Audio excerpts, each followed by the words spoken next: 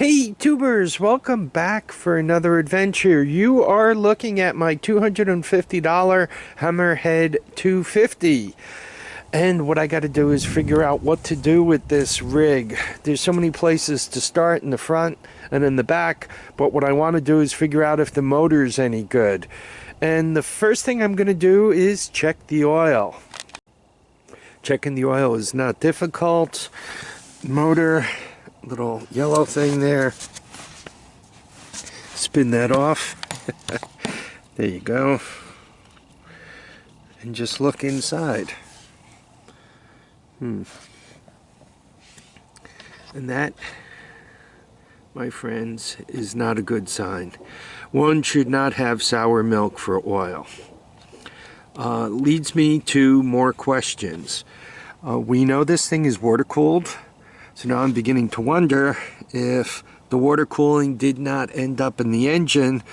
And the way it would do that is, this is from up north, and if somebody put real water into this thing and the engine block cracked, that would allow the water to mix in with the oil. Okay, there's the radiator. There's the radiator cap. I have a tendency to go right to the radiator, and seems that it's working its way down, right? But let's see if we can't get a dip. Let's see how many. Well, according to this, what do we have? Some rusty, nasty looking fluid, first of all. But it looks like we more or less have four of the little plastic balls floating, and that tells me I'm good to, or I got 3 of the little plastic balls floating, and that tells me I'm good to about -10. I think you guys could see it there. We did not have too bad a winter this past winter,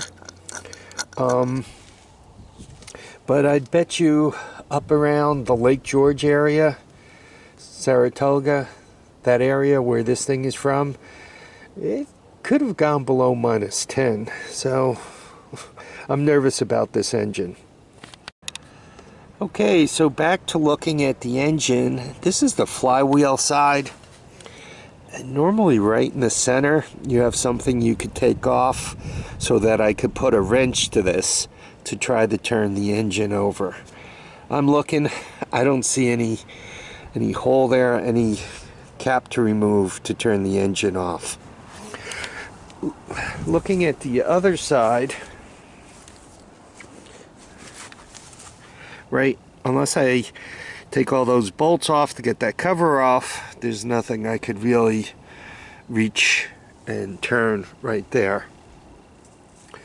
But when I was getting this cart off the truck, it seemed to be stuck in gear, and the engine, I could hear the engine kind of turning over.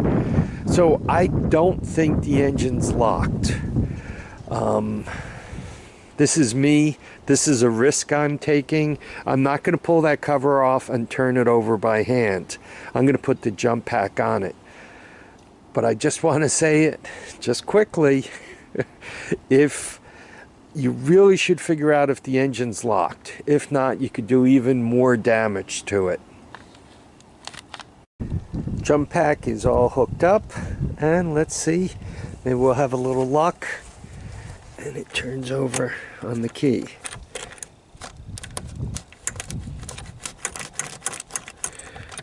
Nope, no such luck. But let's turn it on and see if we can't do a little jump action on it.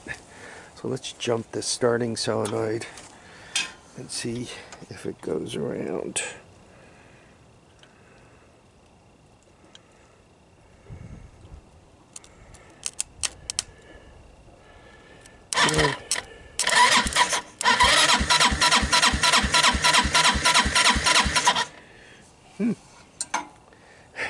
Actually sounds pretty healthy. I did bring out starting fluid.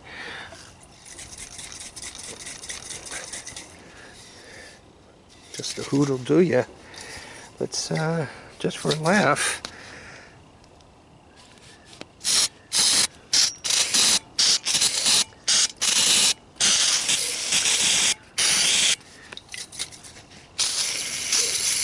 There you go. If it don't start with that, it's never gonna start. But let's see if we don't hear a little something.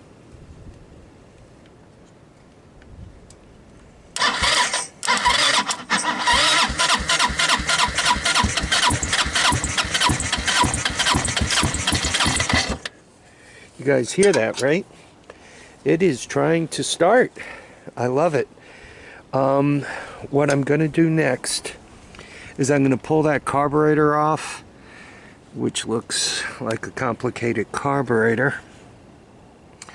And I'm going to see if a PZ27 is going on there, or if we're not going to fake something else. Yeah, I think that's next. And that's going to take me a while. So I think I'm going to end this video here. It did try to start. And by the way, we've just learned a whole lot, right? The wiring is pretty battered, right? We got things disconnected, light bulbs busted, and wires hanging all over the place. So it wouldn't surprise me if the fuse to run the 12-volt circuit, including the starting solenoid, isn't blown, or if the wires aren't disrupted. So it doesn't surprise me that the key switch does not work. And by the way, that doesn't look like the OEM key switch. See the blue right in the center? My guess is this key switch was changed somewhere along the line. The wiring is obviously going to need to be troubleshot, but it appears as if enough of the harness is intact such that I am getting spark, because it did kind of try to turn over and try to kind of start a little bit. So what are we going to do? From an electrical system point of view, I'll use the old file to start it, and once again I'll clean up that carburetor there, and we might just get it to start up, and then I guess we got to jack it up and see what's going on with the drive system. But this project is moving along nicely. By the way, I guess it's known as a twister cart. There you go. About the year of this thing, the battery I pulled out of it said J3 on it. A J on a battery typically means that the battery itself was manufactured in 2010. So 2010 on the battery. But it's kind of an auto light battery. It looks like a replacement. The J3 probably means March. So anyway, my guess is it's a replacement battery. So given that this thing needed a replacement battery, that probably puts it, 2005, 6, 7, 8, right? So I'm guess it's probably, let's call it, something like a 2007 Hammerhead Twister 250. I guess that's what this thing should be known as.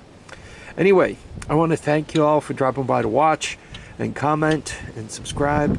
Please remember, feet down, heads up, and get out and enjoy each and every day. Bye now.